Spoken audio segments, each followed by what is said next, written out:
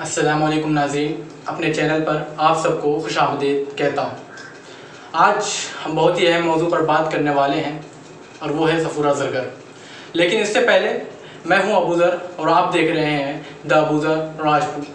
अगर आपने अभी तक मेरे चैनल को सब्सक्राइब नहीं किया है तो कर दीजिए और साथ ही बेल आइकन का बटन भी दबा दीजिए। जी हाँ, मेरी प्यारी बहन सफ़ूरा, सोशल मीडिया और न्यूज़ चैनलों पर तुम्हारी कई तस्वीरें मौजूद हैं जो तुम्हारी ज़िंदा-दिली, बहादुरी, जुरात व बेबाकी की आईनादार है।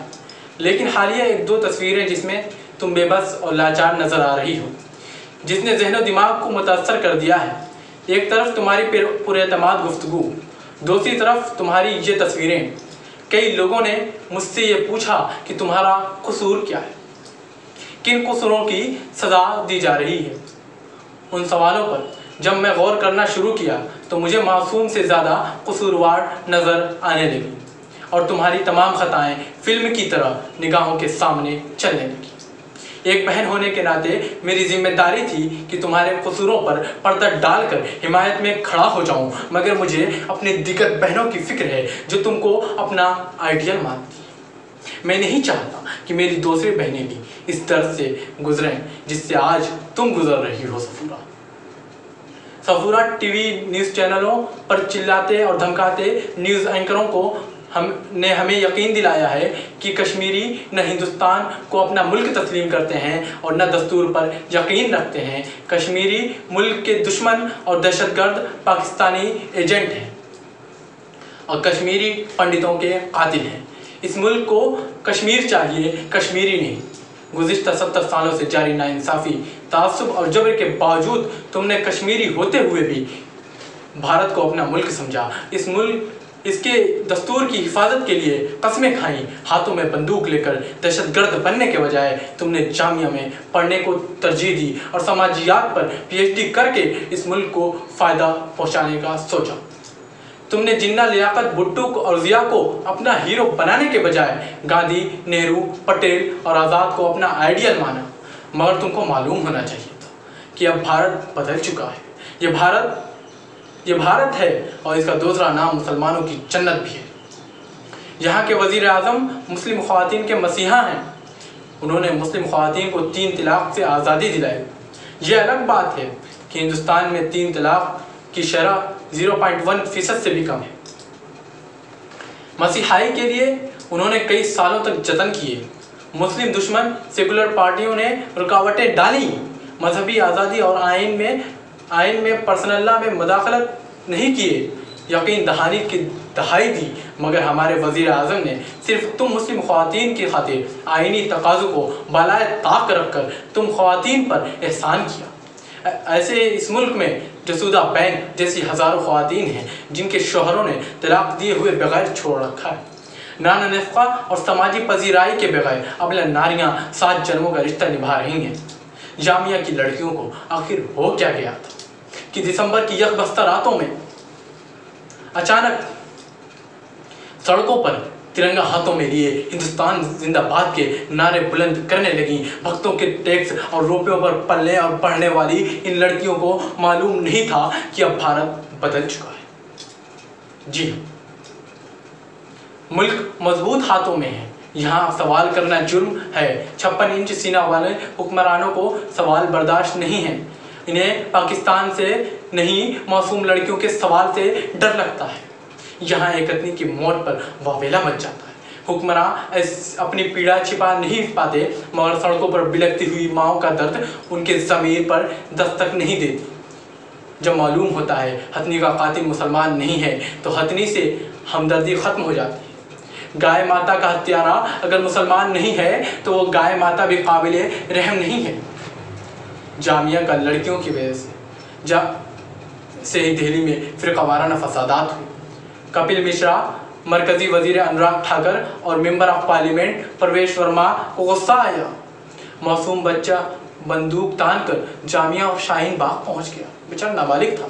अगर ये लड़कियां एहतिजाज नहीं करती तो फिर कोई बाबू सिंह और मस्जिद में न तोड़फोड़ करता, कोई कुमार प्रसाद मस्जिद के मीनार पर चढ़कर भगवा झंडा नहीं लहराता, कोई शर्मा जी का बेटा मस्जिद की दहली के मज़ार को नुकसान नहीं पहुंचाता, जामिया की लाइब्रेरी में पुलिस को तोड़फोड़ और जेएनयू के कैंपस में घुसकर एबीवीपी के महारथी गुंडों को तलबा के साथ मारपीट के लिए भी यही लड़कियां जिम्मेदार हैं। दिल्ली पुलिस मुजरिमों को पकड़ने में यकीन नहीं रखती, वो क्रोनोलॉजी समझती है। इस वजह से आज भी कपिल मिश्रा, अनुराग ठाकुर और परेश वर्मा के खिलाफ कार्रवाई नहीं हुई। न जाने फेसबुक वाले मार्क जुकरबर्ग को क्या सूझी कि उसने कपिल मिश्रा के भाषण को नफरत अंगेज करार दिया। इस मुल्क में अब पुरअमन तहजीरात नाकाबिले बर्दाश्त है। हरियाणा में जाटों, राजस्थान में राजपूतों और महाराष्ट्र में मराठे अगर पुरतशद्दुद एहतजाज करते हैं, हफ्तों रेलवे जाम किए जाने और सीएए के खिलाफ आसाम और नॉर्थ ईस्ट में हंगामा आराई होती है, तो इससे भारत की अखंडता को फर्क नहीं पड़ता है। सफूरा और जामिया की लड़कियों का यही सबसे बड़ा कसूर है कि उसने पुरअमन एहतजाज की रवायत डाली। मर्द हावी समाज में मुल्क को रास्ता दिखाया। भारत में देवी की पूजा हो सकती है मगर क़यादत मंजूर नहीं है। लो अब भक्तों का अंजाम, प्यारी बहनों सफूरा, अगले चंद महीने में तुम माँ बनने वाली है। मेरी दुआएं तुम्हारे उस बच्चे के असरात को महफूज रहें।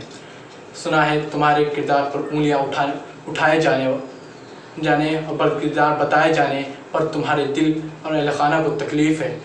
मेरी शिकायत तुम्हारे शौहर से है। उन्हें मालूम नहीं था कि भारत माता के संतानों ने अपनी माँ सीता मैया से इस पाकबाजी की शहादत मांगी थी, जहाँ माओ के पेट को चीर कर बच्चे को मार देने वालों का कुछ नहीं बिगड़ता, जहाँ मासूम बच्चियों का रेप करने वालों की हिमायत में कानून साज आ जाते, वहाँ अगर तुम्हारे किरदार पर उंगली उठाई जाती है तो कौन सा पहाड़ टूट जाता है।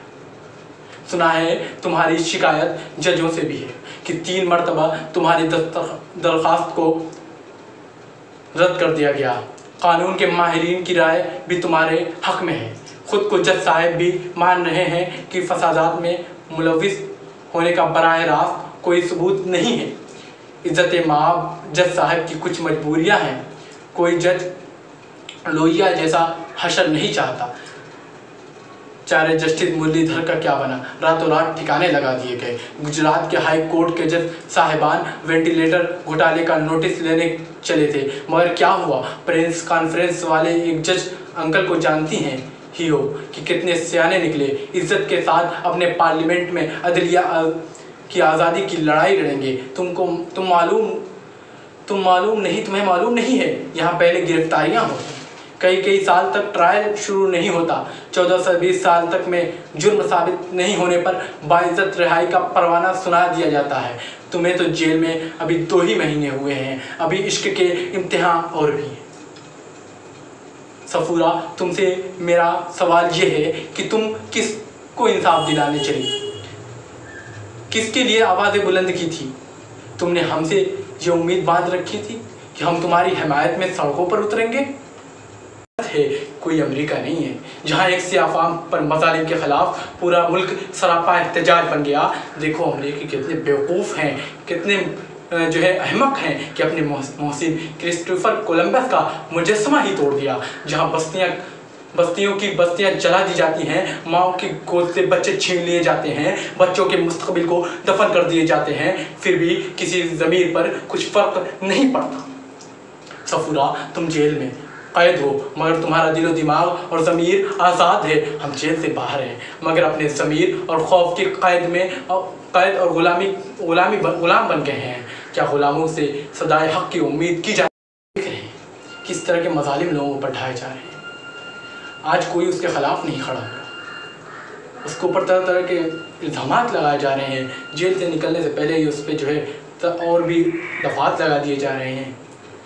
अगर आप नहीं जाएंगे, उम्मीद नहीं कि आप चाहते भी अंदर जज्बा है। अगर आप बीजेपी से नफरत करते हैं, अगर आप भक्तों के खिलाफ नहीं बोल सकते, तो कम से कम जो बोल सकते हैं उनकी आवाज़ को आगे बढ़ाइए, उनकी बातों को लोगों तक पहुंचाइए। अगर आप भक्तों से नफरत करते हैं तो सब्सक्राइब करिए, शेयर करिए, लाइक करिए। मिलते हैं अगली वीडियो।